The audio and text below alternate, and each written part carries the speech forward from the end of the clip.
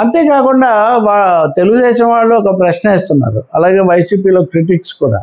జగన్మోహన్ రెడ్డి అసెంబ్లీకి ఎందుకు పోవట్లేదంటే మాకు ప్రతిపక్ష హోదా ఇవ్వలేదు, లేదా మాకు మాట్లాడడానికి సమయం ఇవ్వలేదు, ఇది కదా వాళ్ళు చెప్తున్న ఫిర్యాదు.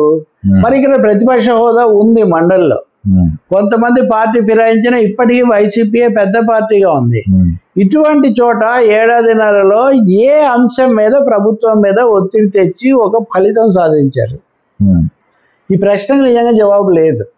ప్రతిసారి కీలకమైన సమయంలో వాకౌట్ ఏదో ఒకటి చేయటము, ఆ బిల్లులో 3-4 ఆమోదం పొందడం, ఇదే జరిగిపోతుంది.